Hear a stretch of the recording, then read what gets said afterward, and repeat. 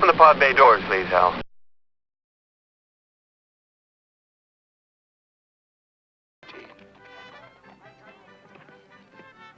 I saw one just like it in Waco. Hey, Pike, you know what I hear? I hear they got one of those things up north that can fly. That was a balloon, you damned old fool. No, the old man's right. They got motors, wings, go 60 miles in less than an hour. Driven to the border by the irresistible thrust of civilization were the remnants of the breed that had made the West wild. If they move, kill them. The payrolls were harder to get at.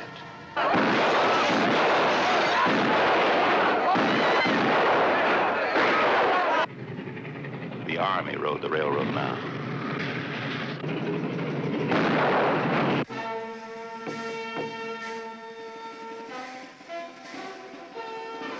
But there were still a few trails for the kind who'd be cold before they were tame. They called them the Wild Bunch.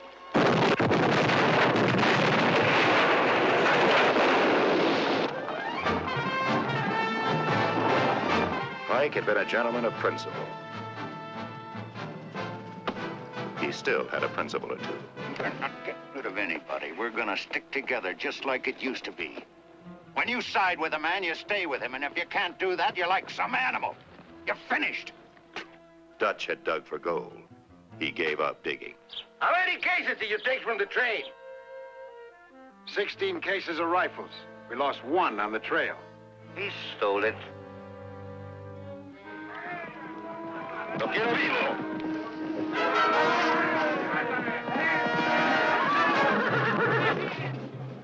Thornton should have been a lawyer. He always argued. Hold it! Relax, it's just some champagne we ordered. Sykes had been a gunman in his day. He still had the gun.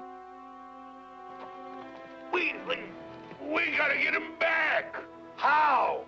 Gorch had been trying for years. Sometimes he almost worked up to normal. I want you to meet my fiancée.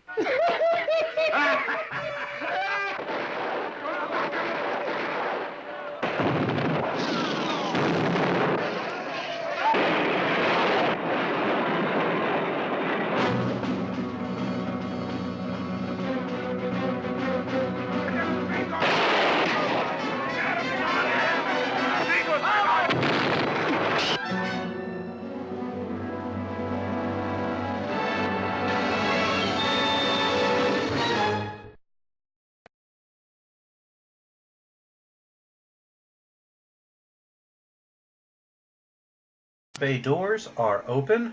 I am your host, Doug Heller, film critic and film historian for TalkMovieToMe.com and co-host of the Cave of Wonders podcast as well, with my intrepid co-host, Jerry Dean Roberts, film critic at ArmchairCinema.com, ArmchairOscars.com, and co-host on the Cave of Wonders with me as well. Hello, Jerry. Hello. Don't listen to him. He gave his word to a railroad. Today, we are talking about my absolute favorite Western, Sam Peckinpah's The Wild Bunch, starring William Holden, Ernest Borgnine, Robert Ryan, Edmund O'Brien, Warren Oates, Jaime Sanchez, and Ben Johnson. Everybody's in this movie. Everybody. And I don't think I've ever seen... I mean, William Holden has given some comparable performances to this, but as much as I love Marty, I think this is Borgnine's best performance and his last great performance. It is. Robert Ryan is spectacular in it. Edmund O'Brien is wonderful in it. I mean... Strother Martin, Warren Oates, even Alfonso Arau is in this. Yeah. And this movie, it came out in 1969. Amid a flurry of controversy because of how violent it was. It pushed the boundaries for post-code, early fledgling MPAA rating violence and language. And nudity. And nudity, yes. There is a bit of that in there too. And it's the story of just aging outlaws who have been at it for a long time. It's 1913. Things are changing. And they wanted to do one last score. And Pike, the William Holden character, says we got to start thinking beyond our guns. I love Those that days line. are gone. I so love that line. And then he dies with his hand on the on the handle of the gun. Yeah. I mean, it was just. Yeah. There's so many good lines in this. And this, like I said, I've been watching this movie. I discovered this movie back in the 90s when the American Film Institute put out that 100 Years, 100 Movies. In 98, I was 17 years old, and I was just getting into film history, and I used that list as a primer. And I saw this movie then, and I used to watch it all the time. And I still go back to it every several years and rewatch it. But you, Jerry, this was your first time. I'd never seen it. This is one of those movies that's been floating around. It's just sort of been, not that I didn't want to see it, it's just I never made time for it. I'll be honest with you, I've never been partial to Westerns. This one, not particularly for that reason. It's just a movie I never got around to it. I have a small list of films that I've never, just haven't made the time to sit down and watch. Because you and I are critics, we see so many movies all the time. Yes. I mean, we watch so much stuff, and we're mostly stuck in the present. Right. Unless it is a movie that we are discussing for this show. And the thing is, it's always great to discover a movie like this. And what's interesting is I thought it was just another Western. And what's amazing is I thought it was just, like John Wayne or something like that. No, it is not anything like that. John Wayne hated this movie. No. John Yes, Wayne, he did. He did. He hated this movie because he said it was contributing to demystifying the West. Right. And he hated demystify it does. And demystifying the movies he was making. Now, also, let's put this movie in its context. This was 1969. There were two other Westerns this particular year that were competing. And both of them were and the other two were very Hollywood. One was True Grit. Yes. Which won John Wayne his Oscar. And the other was Butch Cassidy and the Sundance Kid. Both of those films were traditional. Yes. This one was not, and for reasons we're going to talk about. And it was also kind of a year when the Hollywood was really fighting for space between what was traditional and what was the new Hollywood. Right. You look at the Best Picture nominees that year. You had Hello, Dolly competing with Midnight Cowboy. I mean, it was kind of that weird kind of traditional versus the new, because the world was changing. They were both kind of matchmakers in a way, I suppose. These were violent times. This was the 60s. These were extremely violent times. And this movie perpetuated. This movie really kind of showed that. And also a movie, something different like Easy Rider. Yeah. And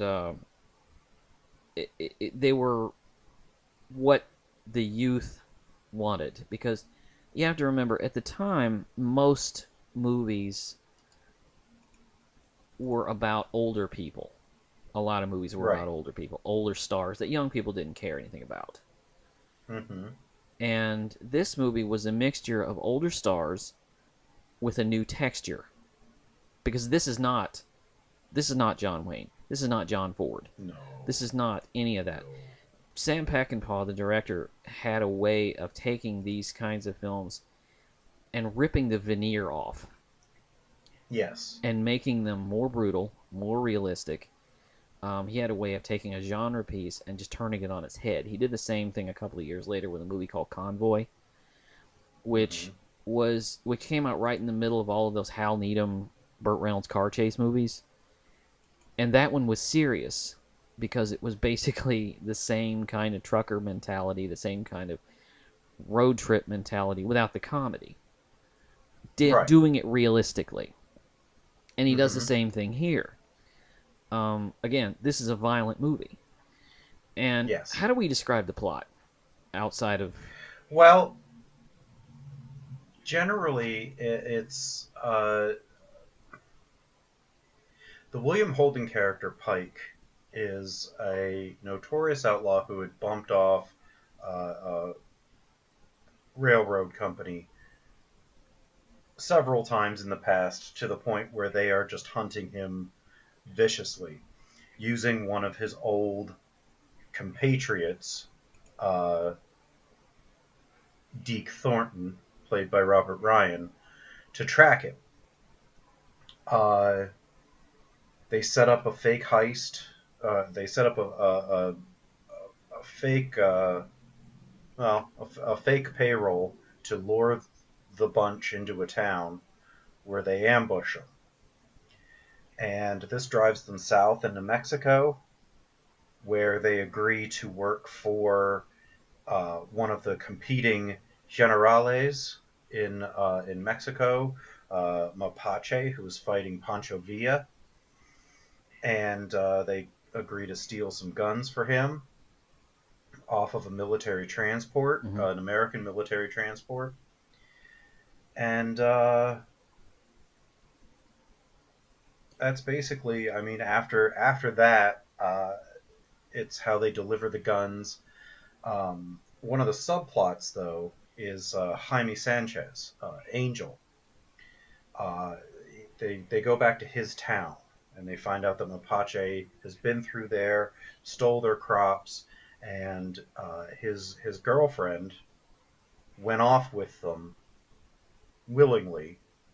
And when he sees her again, he shoots her. Yeah. And they think that he's trying to shoot the general.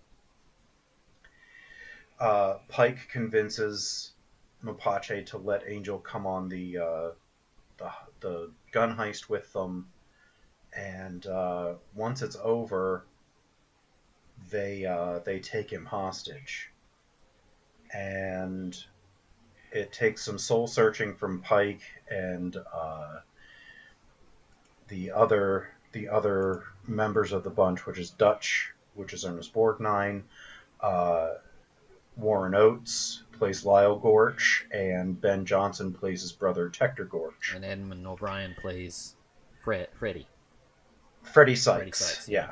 He's out in he's not with them at this point, because he gets run off and shot. Not killed. He gets saved, but he's not with them at this point. They go back into the town to hide from Deke Thornton and his group, and Pike decides to go get Angel. Yeah, and that leads to the most iconic part in the movie, which is their walk through town. Yeah, they arm themselves. They walk through town. Completely improvised scene on the day, not written out. In the documentary that often accompanies the movie, it was an Oscar-nominated documentary from 1996 called The Wild Bunch, an album in montage. Peckinpah says that they slapped a long lens on the camera, and they kept having the assistant director and stuff put people in their way as they were walking up. The whole thing was completely just made up on the spot, completely ad-libbed while they were shooting it. Yeah. And when they get up, Mapache says, "What do you want?" "We want Angel." In William Holden's spectacular style. Yeah. And he kills him. They shoot up Mapache. They look at each other and they're like, let's go for it. And they just start this massive gunfight. It's a massacre. It's ugly. It's like just goes on, and it is brutal. It's ugly. There's actual blood. Incredible. You see blood shooting out from the wounds, which you'd never seen before. No. No. And Peckinpah... Zack Snyder needs to watch Peckinpah, specifically this, so that he understands how to artfully use slow motion. Yeah. Because he just throws it in anywhere. Peckinpah uses it even in non-dramatic moments when the horses are coming down that sand dune. Mm-hmm. Slow motion. And the horses are falling over. And the horses are getting shot. And there's a lot of... You always see these westerns that... you always see these westerns where nothing happens to the horse. The guy gets shot off the horse, but nothing ever happens to the horse. The horses get killed. They fall down. They get shot. Uh-huh. And it kind of plays to the reality, and it flips it on its head. Now, I'll say this about this movie. I don't have the history with it that you do. My history with it goes back about 24 hours. I'm just seeing the movie for the first time, and my observation, these people are scumbags. Yeah. But they're also extremely desperate. And they're trying to hold on to a measure of humanity that is slipping away from them with the times. Mm-hmm. And with what is happening and what is happening in the world around them. And to a point, they're trying to hold on to a code. Yeah. Yeah. Honor among thieves kind of a thing where you stick with your crew, basically. It's a loyalty thing. And they're terrible people. I mean, there's really no way around that. They steal, they whore, they shoot, they kill people, they don't care. They're out for money to get themselves to a point where they cannot have to do this anymore. Mm-hmm. Or at least so they say. And when it comes down to it, when the movie's over, when it's all said and done, and all the bloodshed and all of the death and murder and all of that, what is it really worth? You look back on it and you ask yourself, what is money really worth? Because all of this was so that these guys could have some money, could have this silver that they wanted to be able to retire from this lifestyle that they've created for themselves. And when you get down to the end, it's really not worth anything. It's as worthless. Now, there's a scene early in the film when they discover that they've been duped. They open the little trunk, the cachet, and they realize it's a bunch of steel washers. Mm-hmm. And they realize it's the gold, the silver that they were supposed to get is... They've been screwed, basically, out of their loot. They were set up. And, all this blood and death for nothing. And it's because the opening scene actually is just as brutal. It is, because there's this ambush, and they didn't tell the townsfolk. And so there's this big temperance rally, this parade going through the street when Pike and the gang are doing their robbery. They're on one side of the street in the bank, and Robert Ryan's group is on the other side, staking on a rooftop so that they can shoot them when they come out. Right. But Pike sees the temperance thing going down the street, and he goes, "We'll join them. We'll get right in with them," figuring that they wouldn't then open fire on the townsfolk. Right. Well, they were wrong. The audience probably didn't think that either. Yeah. Yeah. And so the bunch lost, I think, about three or four people in that opening shootout. Right. Well, here's what I drew from it. Here's what I drew from it. I did not know, and I actually asked you while I was watching it, when does this movie take place?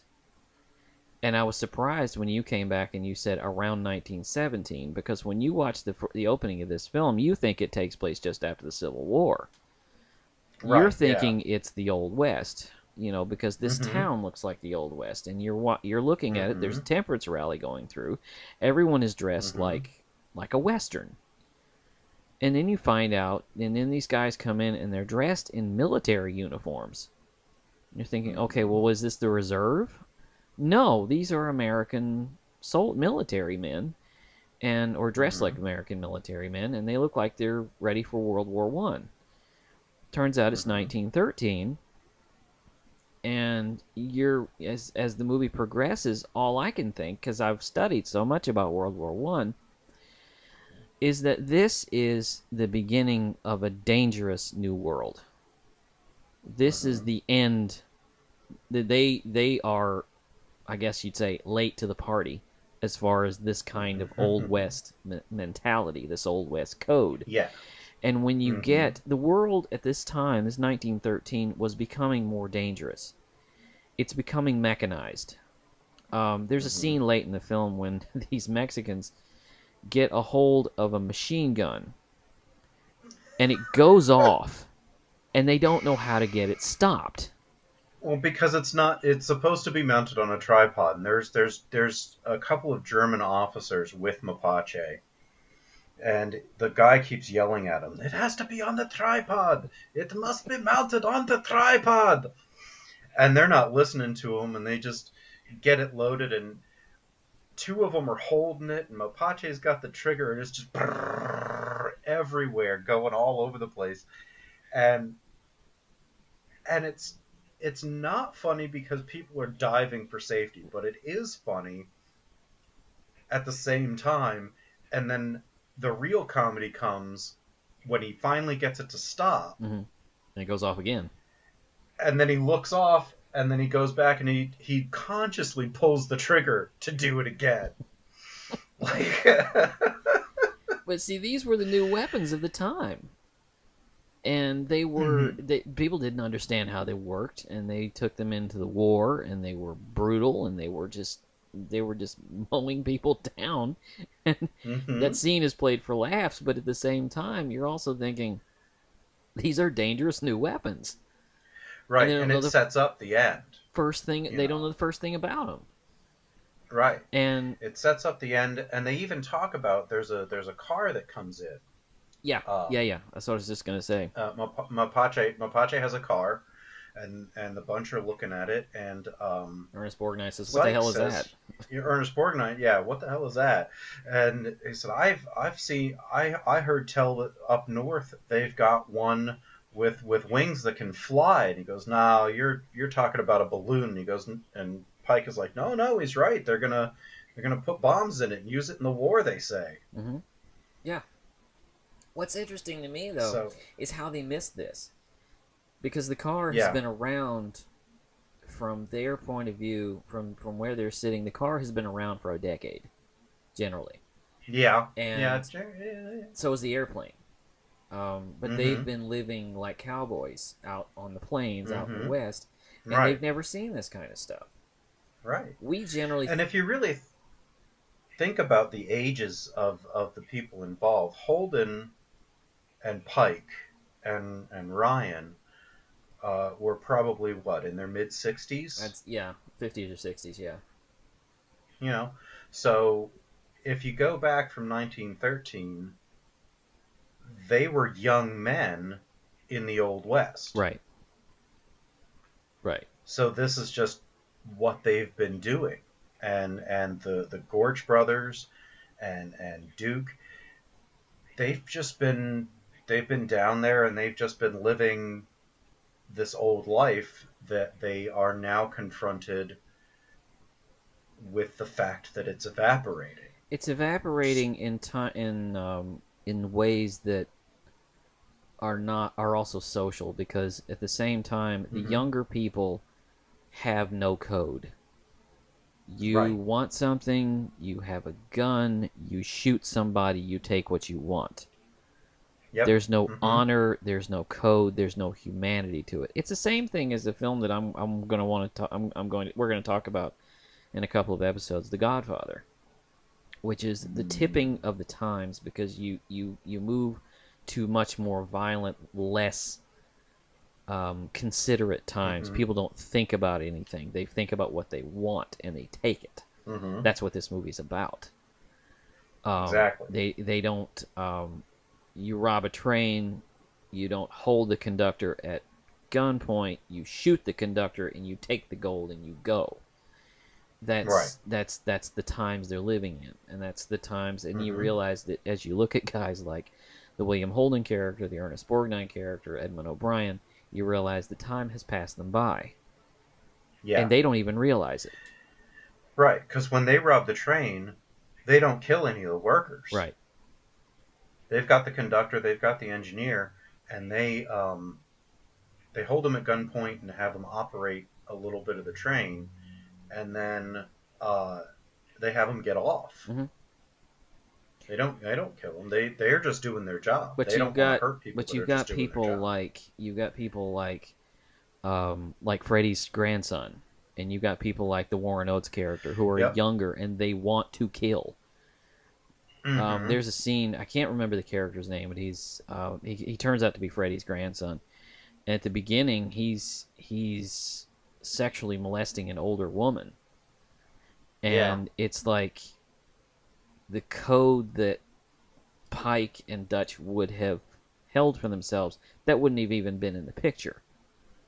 Right. And it's just this strange kind of connectivity between one generation and the next. It's not just being young and impulsive. It's having a completely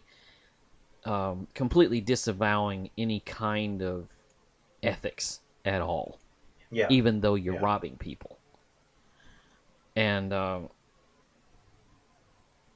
it's more brutal than I thought it was. I knew it was violent. I didn't realize that it was this deep, to be honest. Yeah. It's a very thoughtful and thought-provoking film. Much more so than you would expect from anything that is really, really violent, and more so than you would really consider from a Western. This picture, for me, does all of the things that people are so keen to credit Unforgiven with. Clint Eastwood's 1992 Best Picture winner. They called it this great anti-Western. It demystified the West, and they're using the vulgar language and the murder and the blood, and you see these terrible people, and Clint Eastwood was revolutionary when he did this, and like, it's a weaker version of the Wild Bunch, honestly. Yeah. Because as brutal as Unforgiven is, the Wild Bunch is about 1,000% more brutal. And it's interesting when you know that people are only looking at a select slice of film history, that they don't know, going back into some of the stuff that kind of preceded it. And even this was Peckinpah's fourth film after the wonderful Ride the High Country, which is also kind of an atypical Western that deals with aging, starring Randolph Scott. Just a wonderful picture. Then he followed that with or I'm sorry, that was his second picture. His first picture was The Deadly Companions. I haven't actually seen that one. Then he did Major Dundee with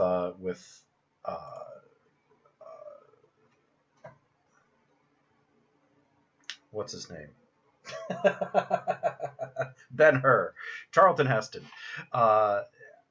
which was also kind of that one was kind of taken away from him and recut, and the director's cut is much better than the original. The original cut doesn't really make a lot of sense. But he was doing this in the early 60s and mid-60s. I think Major Dundee was 65, and it had some of the blood effects that he used in The Wild Bunch. Yeah. Which I know you haven't seen much Peckinpah. I've seen. I saw this was two or this three. was the first of his that I saw, so it kind of I wanted to see more. I think actually looking down his list, I may have seen a little more than I thought I did, because I did see Straw Dogs. Uh-huh. I saw this. Convoy was the first one. which is not a great film, but you can see a lot of the Wild Bunch in it. And I saw the Osterman Weekend, which I hated. That was his last film. Yeah, the Osterman Weekend was not good. Neither was what was it, the Iron Cross? I think he did. Never saw Cross that of one. Iron. Never saw that one. Cross of Iron isn't that good either, and the Killer Elite, I think, is like it's like a military version of the Wild Bunch. Mm-hmm. It's not that good. He also did Pat Garrett and Billy the Kid, which is notable really only for the fact that Bob Dylan wrote "Knocking on Heaven's Door" for it, Right. and actually appears in it. He also did "Bring Me the Head of Alfredo Garcia," which is an excellent picture. Yeah. That's another one with Warren Oates. Ballad of Cable Hogue with Jason Robards is also really good. He does a lot of pictures about people who are kind of stuck in their time. Stuck in their time, but also kind of rotten people. Right. Yeah. He loves movies about rotten people. Almost invariably. Yes, he does. Because I remember Convoy. There was not a single likable person in that movie. And Chris Christopherson was in it, and Ali McGraw was in it, and I remember. Oh wow! Not exactly, and Ernest Borgnine. Ernest Borgnine played the villain. If you can imagine, with that film, Chris Christopherson would have been Burt Reynolds, Ali McGraw would have been Sally Field, and Ernest Borgnine would have been Jackie Gleason. If you can imagine that kind of seriousness. Now, the movie is badly dated. I mean, really seriously badly dated. It's not a great film, but it's one of those where you feel like you're putting yourself in the hands of a great director. Even though it's not great work, you're watching it and you're thinking, okay, I'll put myself in the hands of his mediocre films better than I will somebody else's best. Sure. Yeah. And he was the type. He would frequently get his movies taken away from him, like Orson Welles. Yeah. Because he would plan and plan and plan and plan and plan and plan until they said, no, you have to shoot. So then he would go on location, he would shoot, and he would shoot, and he would shoot, and he would shoot, and he would shoot, and he would shoot, and he would shoot, and he would shoot, until they said, no, you have to stop shooting, you have to come back and cut the picture. And then he would edit until they're like, you know what, this is either done or we're going to cut it ourselves. Sounds a lot like while he was making that film. It sounds a lot like what happened to Michael Cimino with Heaven's Gate. He just kept shooting and kept shooting and kept shooting until he had 5-6 hours worth of material, and then of course his movie Heaven's Gate turned out to be a disaster. But it sounds a lot like it sounds an awful lot like what happened there, with any of Peckinpah's films. Apocalypse. Where you with Apocalypse Now. And Apocalypse Now. Only that movie worked. Yeah, it did. Yeah. Well, the thing is, sometimes, like I say, I'd rather put myself in the hands of a director who's doing his mediocre work rather than a lesser director who's doing his best work. And with this, I noticed, and let's talk about the technical aspects here, because there's a lot of chaos in this film. Yes, there seems to have been scenes where a lot of the editing looks kind of haphazard. Although I know that this film was edited within an inch of its life, with careful precision to every shot. So there are shots, and this does not happen. You notice this does not happen in westerns before this. There are shots that only last about 3 seconds. Yeah, and at the end, the average shot length is about a second. Yeah. In that final gunfight, it's about a second. It's cut up almost as much as the shower scene in Psycho. Yeah. He did not go for long takes. He also didn't go for an unobtrusive camera. There are zooms, pans, whips, just blatant moves in and out, like fast zooms. Like there's this one at the end. They shoot Mapache, and Pike, the William Holden character, is bent over, ready to go. He's got his gun, and he's looking around, and nobody starts shooting. Yeah. And he doesn't understand. And Duke, Borgnine's character, just starts laughing, and then Holden turns and stands up, and in that move, the camera, as he turns, does this quick zoom in. Yeah. So that, and a kind of a pan up, so it kind of follows him as he turns and stands up. And he looks at one of the Germans, and he's like, let's go. Yeah. And he just shoots. And that starts that bloodbath. And that's, it's atypical, first of all, for a Western, and it's really atypical for anything that was put together by a Hollywood studio, because they always wanted the editing and the camera movements you weren't supposed to be conscious of them. Yeah. Classical editing techniques are, you're not really supposed to think about it. It's supposed to be match cuts on the person while they're talking. Everything's supposed to make sense. That's not what Peckinpah does here. It has to be easily digestible to the average moviegoer. Right. There's not a challenge to anything, and it has to follow from one thing to the next, to the next, to the next, and it has to quickly get there. One of the best scenes in the movie, for me, that I noticed was the scene where they were robbing the train. Because that scene, I think, is about 25 minutes long. And most of it is just them getting set up. Also improvised on the day. And they were getting set up, and they were trying. You just see, you see Warren Oates on one end of the train. You see William Holden on the other end of the train, and you just, it's this build up and build up and build up and build up and build up. Most of this movie is build up. Yeah. And he will stop to focus on things that another director wouldn't have focused on, because most of these scenes are just to speed up to get to the action. Right. Cut right to the meat, get to the action, because that's what the audience wants. But he's not trying to please the audience. He's trying to get the point across. He's trying to tell a story. He's trying to tell a story. A good story. And one of the things I noticed is that he focuses on characters that really and truly don't mean anything to the story. He focuses on characters for long periods of time. There's a scene where they go back to, was it Mapache's little sort of citadel there, and he sends out Verde. He sends out this character named, I believe the character's name is El Guapo. Something like played that. by Alfonso Arau, who's a director, by the way. He made one of my favorite films ever, Like Water for Chocolate. And but his film roles, he always plays this character. Yeah, he played this same character in Three Amigos and in Romancing the Stone. And he always plays this exact same character. And he was like in his 20s at the time. But he focuses on these characters that are not particularly attractive.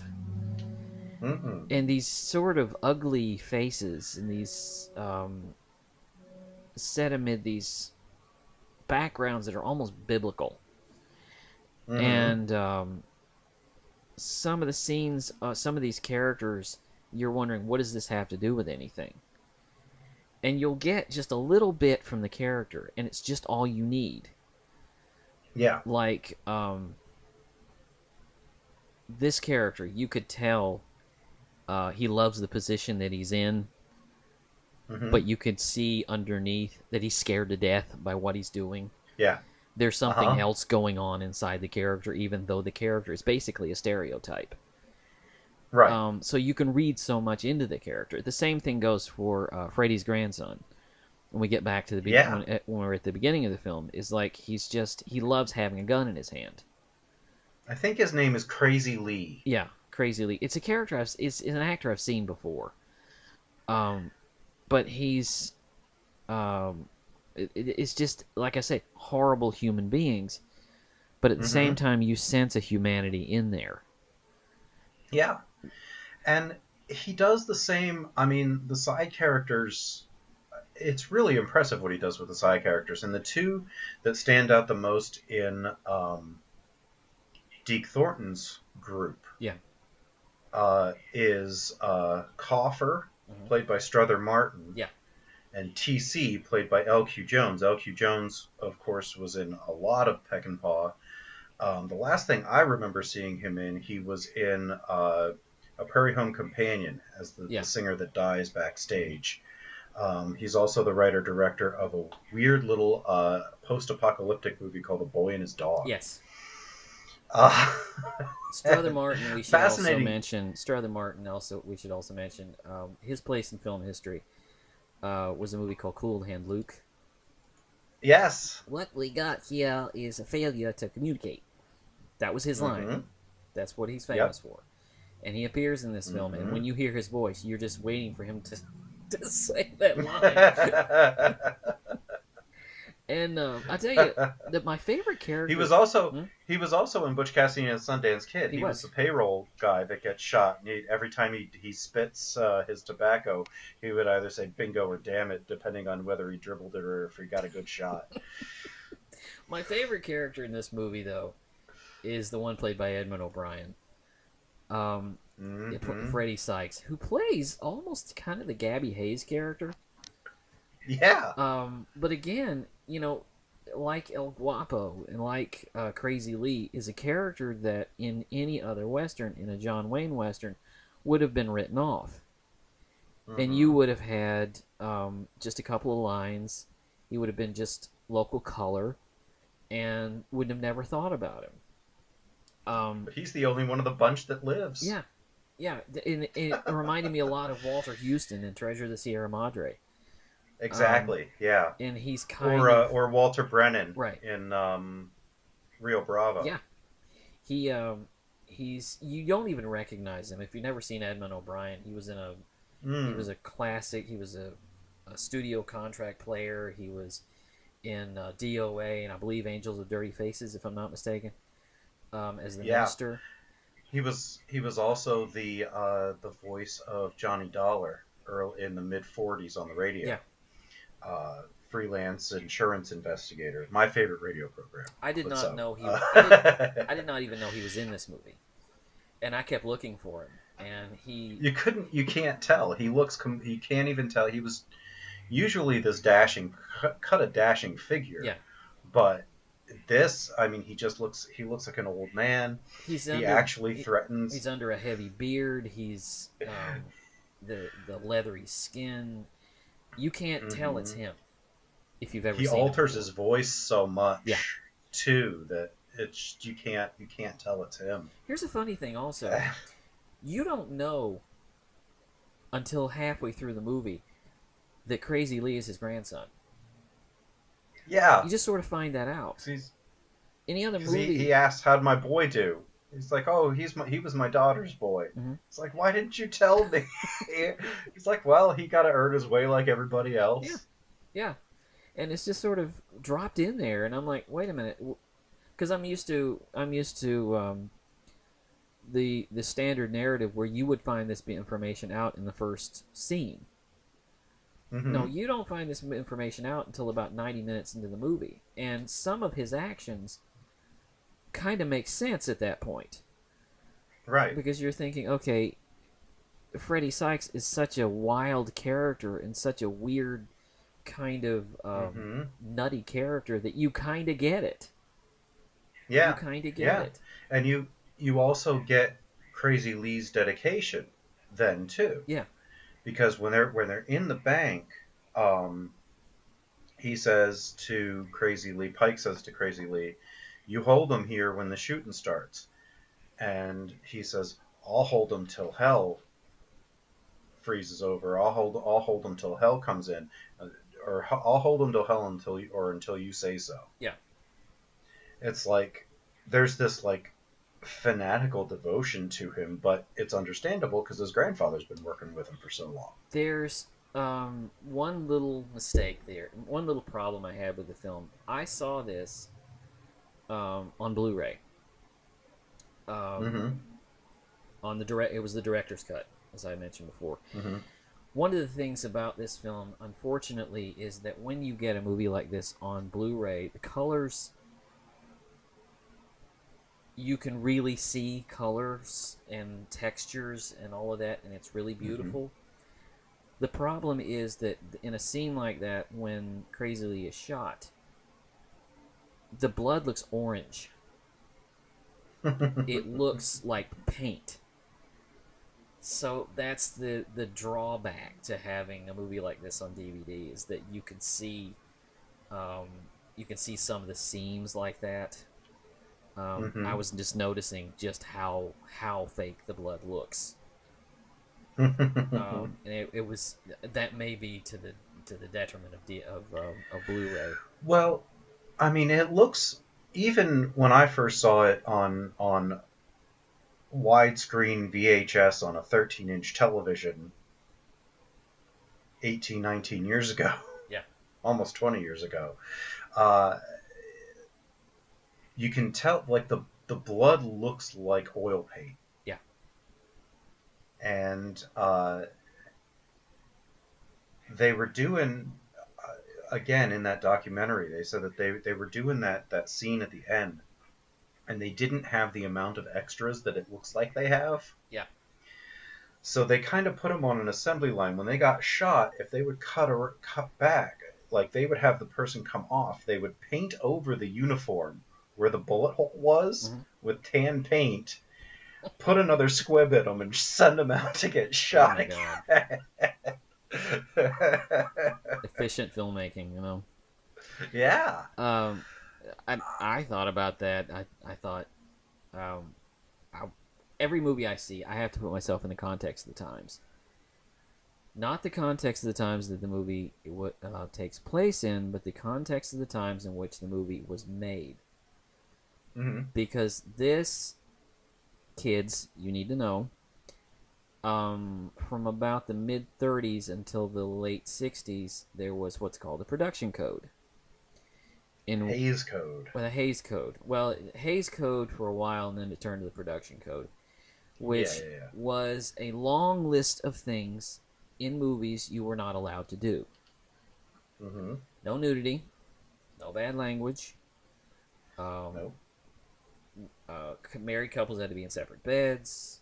You know, all of this stuff. Kisses had to be chaste. You couldn't. What was it? Any time there was a criminal, they had to be either arrested and put in jail or killed at the end. Mm-hmm. They had to be punished for their wrongdoing. And that started with Scarface in 1932. They had to meet a grisly fate at some time.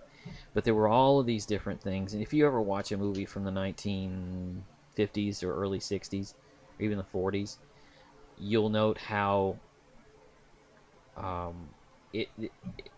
it's completely devoid of any kind of sullen material, you might say. Gunshots are bloodless. Gunshots are bloodless. When you saw a gunshot, and I want to recommend that if you watch this movie, watch it coupled with High Noon. Because when someone gets shot in High Noon, they grab their stomach and they stumble backwards and they fall down. Mm-hmm. When someone gets shot in this movie, their chest explodes. Yeah, pretty much. There's a messy, bloody, gory mess. And it shoots out, and yeah, there's exit wounds, and people get their throats cut. That never happened. No. Maybe the closest thing you ever got was someone got scalped. Maybe. Mm-hmm. But you never saw it.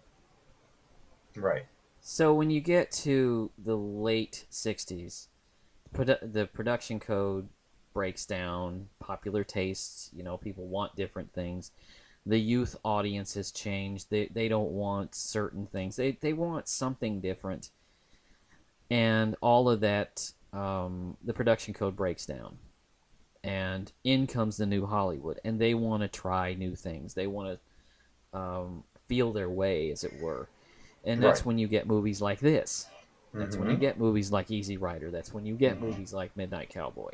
That's when you get movies like The Exorcist and Texas Chainsaw Massacre, and you get Taxi Driver. Taxi Driver. You get the new Hollywood, the darker subject matter that Hollywood would never have allowed in the old days. And you get a movie like this, which demystifies the West. It takes the protagonist, makes him the antagonist, and the roles are muddled. Yeah. So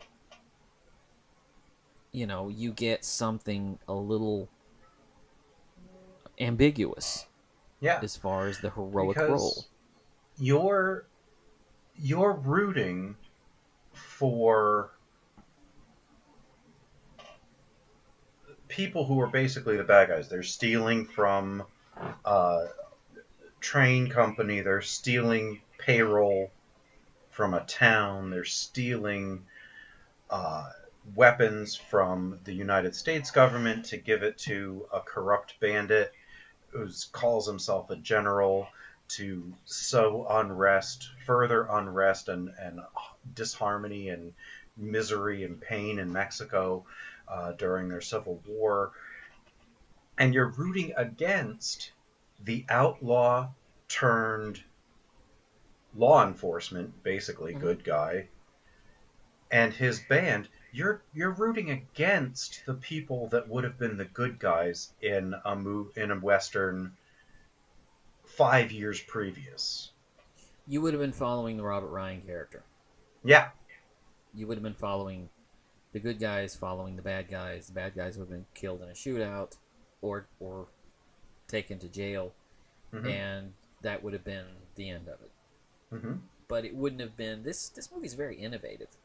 Yes. Like I say, I put it in the times in which it was made, when the world was very violent, and the world was ready for a movie like this, because this was during the Vietnam was still burning, the civil rights movement was essentially over, and you were just now feeling the negative effects of it. So the world was violent. Yeah. And yet it also takes place at a time when the world was becoming more violent. So you get all of that, and you recognize what the movie is trying to say. Yeah. That it's not. This was released in July of 1969, something like a month after Bobby Kennedy was killed. Yeah. And maybe 2 months after JFK was killed, or not JFK, Martin Luther King.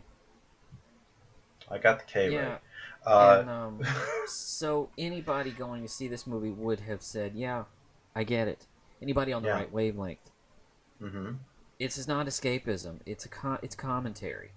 Yeah. It says something about the world we were living in at the time, and I'm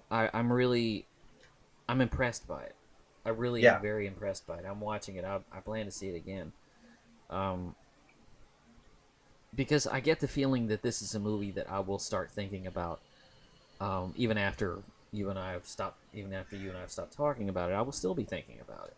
Oh yeah, this movie doesn't really leave your consciousness. Like I said, I first saw this about 19 years ago, and I still revisit it as much as possible. I watched it probably 25 times within 5 years. I would just always go back to it. And it's something that when you first see it, you're captivated by the visceral qualities of it, juxtaposed by these older men who say they don't want to do this anymore. But there's that one scene where it was after the washer incident, and Pike's talking to Duke, and he's like, this was going to be it for me. And he goes, really? He's basically saying, like, you don't know anything else. Do you really think that this was going to be the end for you? Like, do you have anything lined up? Did you think of anything that you were going to do with this money to settle down? Like, Yeah, and also you have to. This movie really tells you a lot of what's going on in the characters' heads in a way that other westerns don't, because you're thinking to yourself, okay, even if they had gotten the silver, well, now what? right. Where are you going to go? What are you going to do? And Because the they're one still thing, being hunted. right, because, eventually, you got the gold, you got the silver, but that's not the end of it. Right. You're not safe yet. Mm-hmm. And and then they go south to Mexico, I guess, to find some measure of safety, and only to realize that Mexico is not safe. No. Mexico is a hotbed of political tension, and this revolution that Pancho Villa is exacerbating, and also, it's just the world is just too dangerous for something this simple. Right. And one thing I noticed, and one thing I loved about that scene where they were talking about, when they discover the silver washers, that scene goes on and on and on. Mm-hmm. Where they're just sitting there and they're talking about it and they're laughing about it and they're joking about it, but then they start thinking about it. Mm-hmm. And it's kind of amazing that the film would do that, because most films, you would find the washers, they would scream at each other, and then that would be the end of it. Right. But that scene ends with them laughing. Yeah. Because, what is it? He was yelling at the Gorge brothers because, so we spent all of our money setting this up. And he goes, you spent all your money running whores and in this town, and I spent all of my stake in setting this up. Yeah. And then he kind of looks around and he picks up the washers and he throws them down and he goes, hell, I should have been running whores. And then they just all start laughing. That's when William Holden stops everything when he says, we got to start thinking beyond our guns. Yeah. We got to start thinking about what we're going to do when the shooting stops, because eventually, they're never going to have a moment, even if they get away with this, they're never going to have a moment when they're going to be able to be comfortable. Because he never thought beyond, nobody ever really thought beyond the money. It's like they don't really have a plan. Right. And, you're still going to have to look over your shoulder for the rest of your life. Even if you dispatch with the gang that's chasing you, somebody will always be behind them. So it really becomes this nice commentary about the nature of the criminal lifestyle. There's never an end to it. Well, there is one end to it, and but you can't live with it. No. It's like the movie Goodfellas. I thought of the movie Goodfellas a lot during this movie, because I thought, yeah, you can rob trucks and you can do all of this stuff, but eventually there's a toll to be paid for this. And I think this movie makes that very clear. There is a toll to be paid eventually. This was very influential to Scorsese, actually. Jay Cox, who was a critic at the time, his friend, took him to a screening room at Warner Brothers to screen this. It was Scorsese, Jay Cox, 2 other critics, and I think like 2 other people in the room at a Warner Brothers screening room. And they were just, Scorsese was just in awe of it. He's like, this is a masterpiece. As soon as it was over, they were like, they couldn't believe what they'd seen, because no one had ever done anything like this. We talked about this last time, and I'm sure this is something that Scorsese noticed. We talked about this last time when we talked about Woody Allen's films. We talked about the average shot length, the ASL, and how long certain shots are allowed to go. And I'm wondering if that's what influenced him, because I noticed that a lot in Scorsese's work is that some shots are allowed to linger a little bit. Yeah. because we talked about Woody Allen and how long he allows scenes to gestate, shots to gestate, because there's dialogue that can be worked in. And the same thing goes here. Yeah. Because there are long, lingering shots and just letting people talk. Letting the actors have room to breathe. Well, I know that for a while in the 60s, there was kind of a trade-off influence between Sergio Leone and Sam Peckinpah. You can see Peckinpah's influence in the First Dollars film. Yeah. And you can see Leone's influence in Major Dundee. You can see like Ride the High Country's influence on Fistful of Dollars, and Major Dundee was influenced by that, which was then influenced A Few Dollars More, and then also in, what was it, 67 when The Good, the Bad, and the Ugly came out. And 66. This was just that 66. That was this film is the next logical progression in how westerns were turning from the spaghetti westerns that Leone was putting out into what Americans could do with that kind of the visual representation of their own history. At this moment, John Wayne's vision of the Old West was dead. Oh, very much so. John Wayne's westerns died with True Grit. Well, did you ever notice with the John Wayne movies, the westerns, John Wayne westerns, that he started off in 1939 in Stagecoach? Well, he started off before that, but that was his big role. What was it, the Frisco Kid, and he was kind of an outlaw, right? For years, he kind of played the person that went against the grain. He fought against the ranchers. He fought against all these people. And then in the 40s, 50s, and 60s, he turned, starting around Red River in 48, which is a great picture. It is. He became the rancher. He ended up playing Chisholm, which was a character that he fought against in one of his earlier pictures in the early 40s. So there's this switch from rebel to establishment, which is exactly what happened with Wayne. Yeah. He was this outsider who became the establishment, and so were all of his pictures. And it's really interesting. And then he took on something like Rooster Cogburn, who was supposed to go back to his more rowdy kind of days.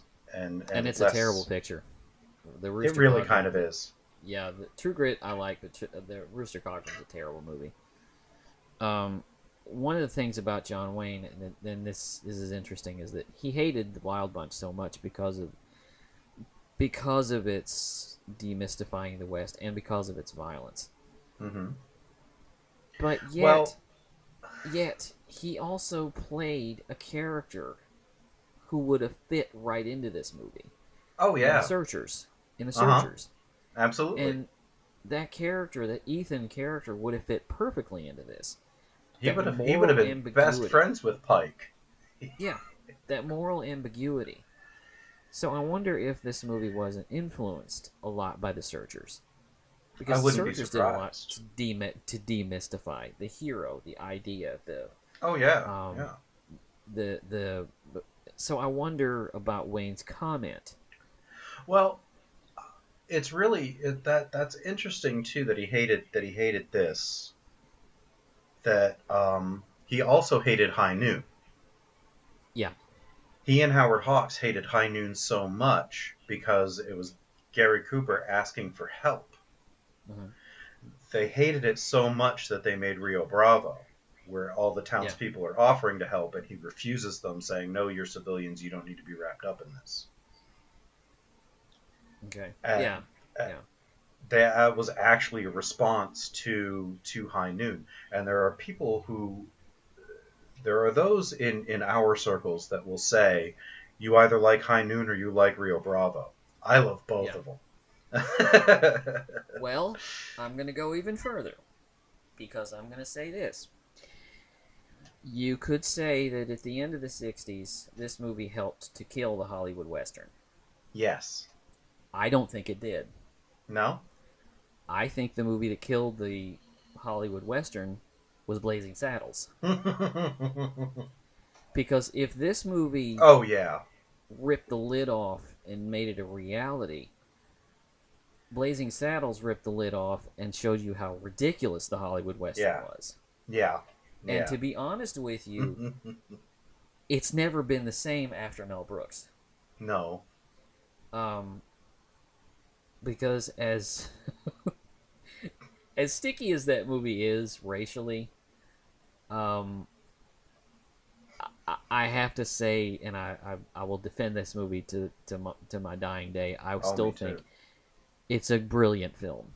Oh, it is. It absolutely is. It's my wife's favorite movie.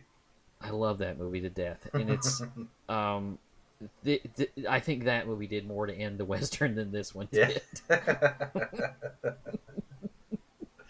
That's probably true, because not only like you talked about the horses getting injured, and as soon as you mentioned like some of the horses get shot here, they fall over and stuff, I'm like, that's nothing compared to Mongo punching one in the face. Yeah.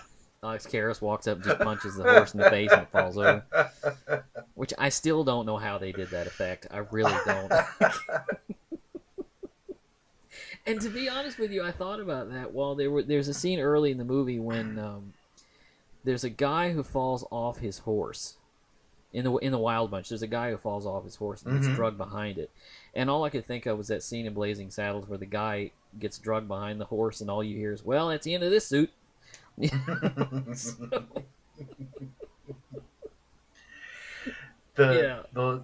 thing that I did want to bring up, kind of going back outside of its influence and going back into kind of its visual poetry, there's a symmetry to the movie. I don't know if you saw this when you were watching it, but at the beginning, during the opening credits, it's very much, it's at the very beginning. The bunch are coming into this town where they're going to rob the payroll, and it freezes on the people and has their names. And it goes black and white.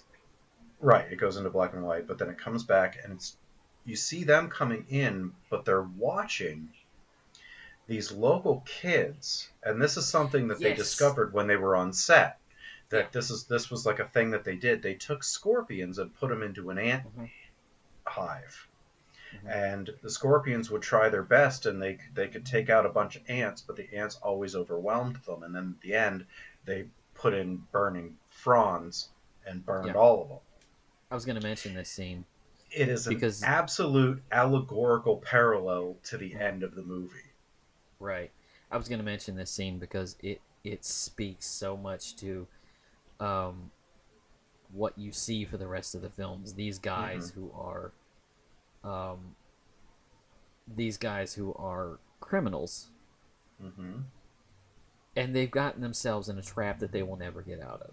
Right, they're the scorpions. They're the scorpions. Everybody else is the ants. Everyone around them. Right. And they're being swallowed up. Yep, normally feared and deadly, but when you're just overwhelmed by superior numbers, your stinger and your claws can only do so much. Right. I'm glad you introduced me to this movie. I'm glad you prompted me to see this. I love films like this. I love films that have me thinking. They challenge me. They don't... Yeah. I hate a director that doesn't respect my intelligence. And Sam Peckinpah definitely does. Yes. The very few films that I've seen him, I've really enjoyed, except for probably the last film he did. The Osterman Weekend, which felt to me very much like studio meddling.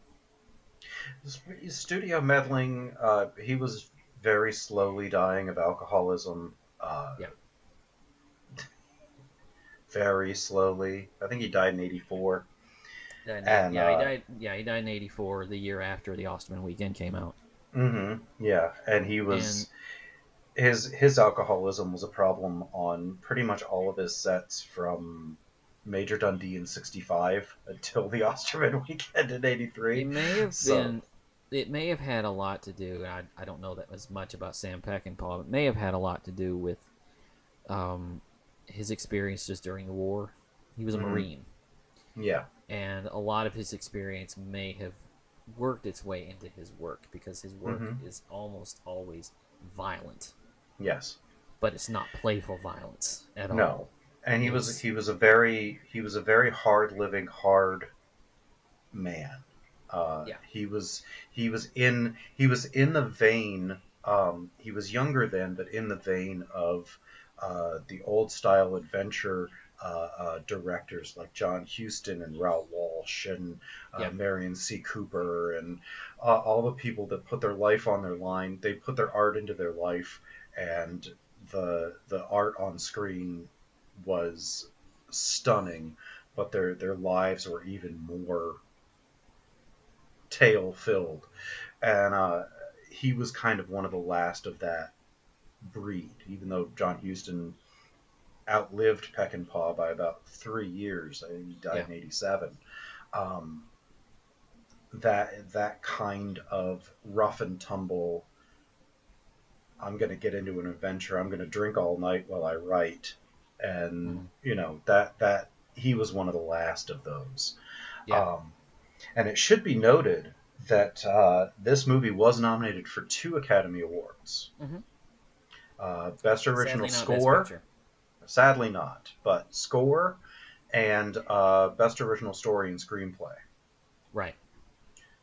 To the best of my knowledge, this is Peckinpah's only Oscar nomination, Yeah. um, which is And sad. it's too bad because all of his films that I've seen have been, even if they're not great films, because honestly, the other two that I saw, Straw Dogs and The Osterman Weekend, were not great. But I again, you sense that there I would was I would debate you on Straw Dogs, but it's been a long time since I've seen it. Straw Uh, Dogs is just unpleasant to me. it It's is, just really but I think it's unpleasant. wonderful. Uh, his other ones, Pat Garrett and Billy the Kid, isn't that good. Like I said, it's best known because Knocking on Heaven's Door comes from it, but it's well acted. It's basically like The Wild Bunch, but it's just between two people. It's like if Pike was just by himself, Mhm. and because the Pat Garrett was Billy the Kid's friend, and then he became a sheriff, and then he started to hunt him. It's Yeah. basically the same concept, a very different movie. Um, the director's cut of that is also much better than the original version, hmm um, but both aren't that spectacular. Uh, but something like The Getaway was a lot of fun. Junior Yeah, Bonner. I forgot about The Getaway. That was Yeah, the one with Steve McQueen. yeah, yeah, yeah. That was really, really good. I really liked that movie a lot. Mm-hmm. I'd forgotten about that one. Mm-hmm. I'd seen it, but I had forgotten it was a Peckinpah movie. Yep. It was the standard old.